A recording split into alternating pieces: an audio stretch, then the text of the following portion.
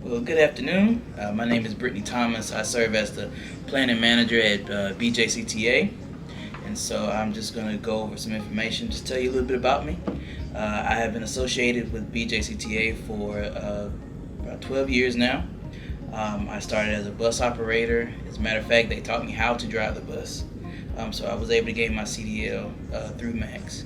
And so I've just navigated my way through, made it to different departments, of course, started in operations, then moved to safety and training, and then went from safety and training to planner one here in the planning department, and then a few months later, well, really almost a year later, became the planning manager.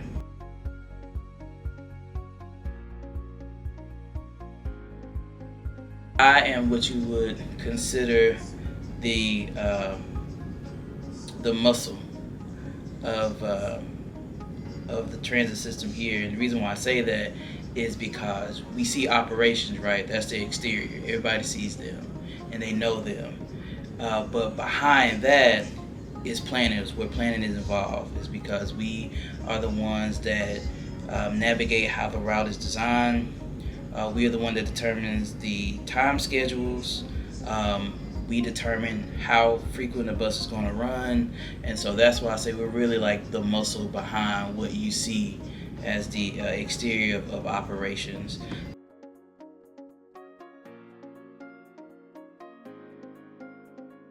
That I'm particularly proud of would be the BRT project that we did a couple of years ago.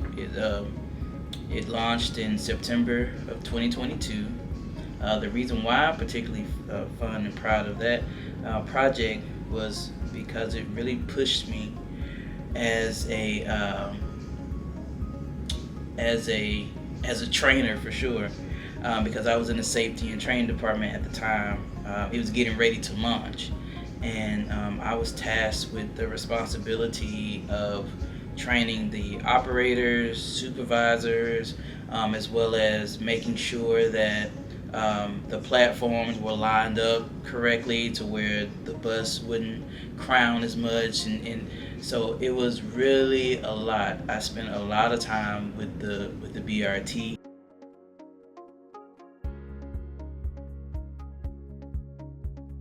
A lot of numbers. There's a lot of numbers in planning. You don't think about how much you deal with numbers, and it's just on. It's not even just the cost of it, but you have to understand the mileage that a route does. You have to understand how many trips a day it does. And this is just on an annual basis. And we have some routes that go through like 4 cities. We have one route that goes through Birmingham, it goes through Midfield, it goes through Bessemer, um, and we just have to truly think about how many miles does the bus go in each municipality. And that's a lot to kind of figure out. So it's just really that whole span of just realizing how numbers shape what you do in planning.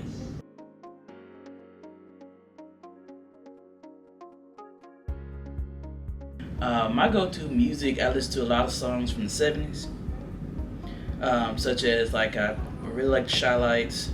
I like the Isley Brothers, love the Isley Brothers. Listen to DeBarge, a lot of that. Rolls Royce, New Birth, Spinners. So those are somehow I really start a lot of my planning projects by listening to that, and the reason why is because I believe in timeless music, or music that you always see coming around, right? We think about music today, which had a lot of building blocks off of music of the past. Transit is the same way to me.